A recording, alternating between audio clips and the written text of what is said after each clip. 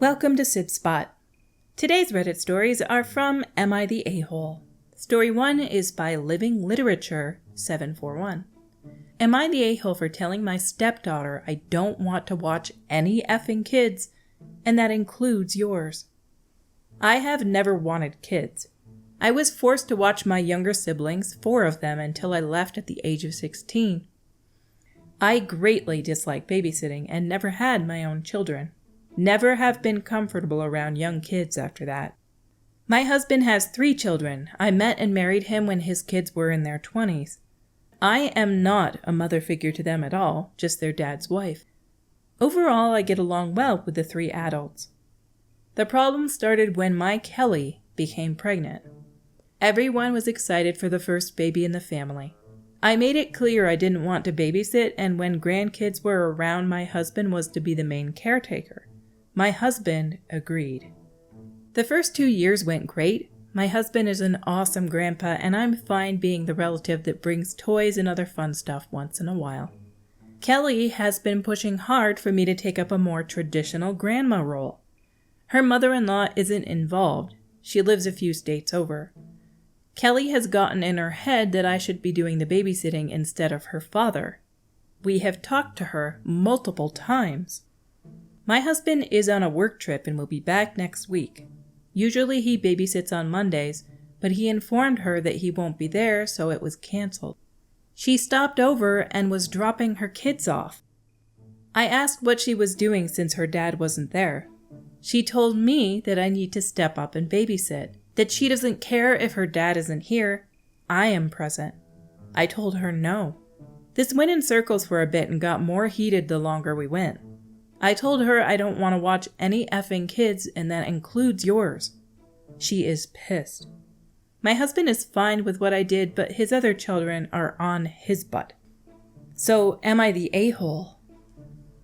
You made it very clear you never wanted to watch the kids. Why would she be forcing this on you? Why would anybody force children on somebody when they are aware they don't want to be around children? That's like setting up for a disaster. You don't have to step up. I don't know where she gets this idea that you need to be the caretaker. Why? Because you're a female? It's stupid. The kids are hers. She is responsible for finding caretakers for them. It doesn't have to be you. It doesn't even have to be her father. She can hire somebody to watch them for the day. You removed yourself from that situation when you said you're not going to be a caretaker for them. It's your choice, not hers. Our next story is by OK Barracuda 6688. Am I the a-hole for not making a name art piece for my future niece's nursery when my sister asked, even though I made one for my son? I, 27 male, am about to become a dad. My wife Ellie, who's 26, is pregnant and our son is due in August. Ellie has always been really supportive of my art, something my family never was, including my sister Rebecca, who's 32. Rebecca is expecting a baby girl in October. Ellie and I had talked about me designing something decorative for our son's nursery, and when we chose the name and talked about wanting his name in the room, I thought up something I could design and paint that would fit nicely. It took me a few weeks to finish because it's big and detailed, but we love it. Ellie thinks it's extra sweet because I made it for our son instead of us buying something. During our baby shower, we did a co-ed baby shower. We showed off the nursery and the art piece to some friends and family. Rebecca was among them. She was extremely jealous and asked me why I never offered to make one for her daughter as well. I brought up the fact that Rebecca has always been so unsupportive of my art.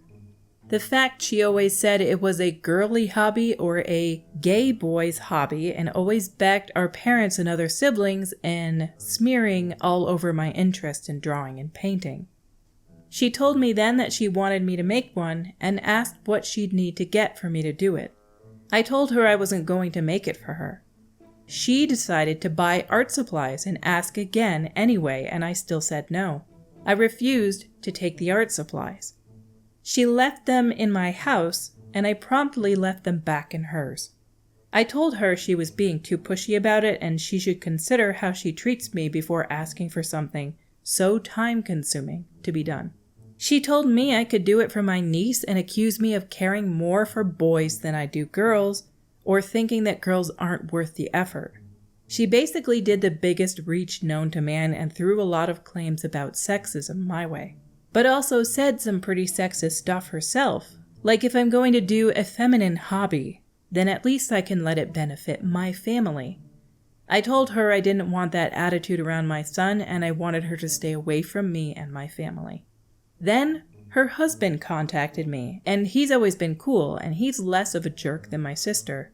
But he tried to sway me into doing it and asked me not to be too petty or unkind, like my family has been to me, which made me realize I want none of them around my son. Am I the a-hole? No one is required to make something for somebody else just because somebody sees it and is like, I want you to make one for my kid too. Nobody is required. If she had said to you, oh my gosh, that thing you made is so beautiful. Oh, what a gorgeous thing. And just left it at that. And then you in the future said, you know what, I'm going to make one for your child when she comes as well. That would have been nice of you. But you obviously have your reasons for not wanting to do anything for her to begin with. She's never been supportive of you. And she's insulting your hobby, calling it a feminine hobby. She can get somebody else to make her one. She'll be sour about it, but it doesn't matter. She doesn't deserve it. Doesn't matter if she's your sister. Her attitude matters in this, and it's not a good one. So she gets nothing. And you're not an a-hole for refusing. Not at all. Our next story is by BothAd819. Am I the a-hole for telling my daughter to leave the TV settings alone? I, 43 male, got some fancy TV with like 8 gabillion settings on it.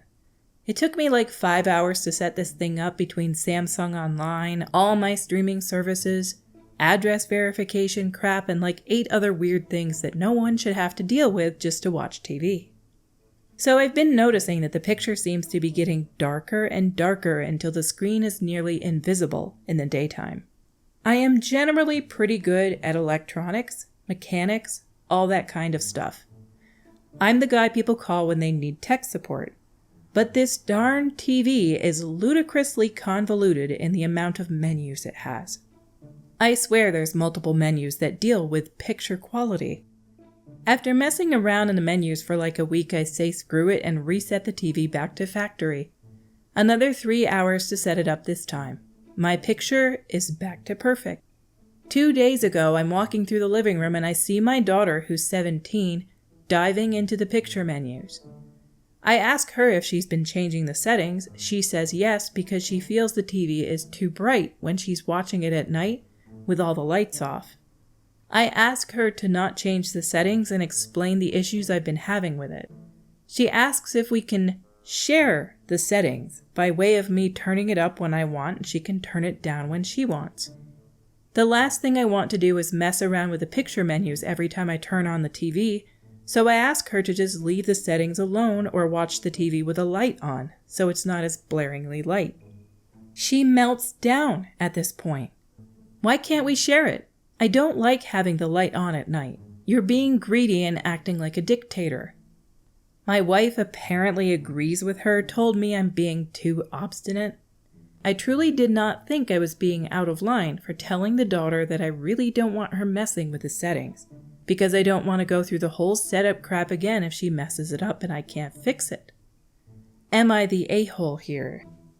You guys need to come to some sort of compromise, I think. I don't think you're an a-hole for not wanting to have to go through it and having to reset the TV and do 3 hours of setup again for it to be perfect quality for you. But first things first, I swear as smart TVs get smarter, they get harder to deal with. We had one where we couldn't stay logged into a certain service, and I don't remember what the service was at this point because it was like a year ago. But I'd have to log into it, and then after watching TV for like an hour, it would just log you out constantly. And I had to Google and research and make notes and try different things, and I finally found a fix to it. But it took a lot of time to fix that because we thought once we got logged in, it was all good. But it wasn't. It would just kick you out after watching for an hour.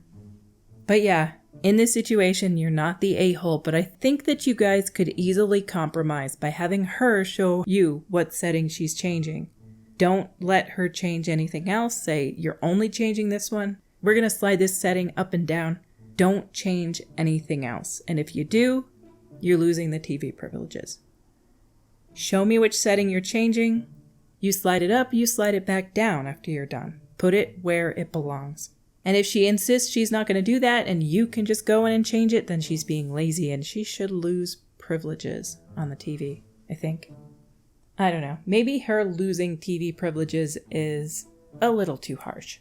But I do think you guys can come up with some sort of compromise. She should just put the slider back down when she's done.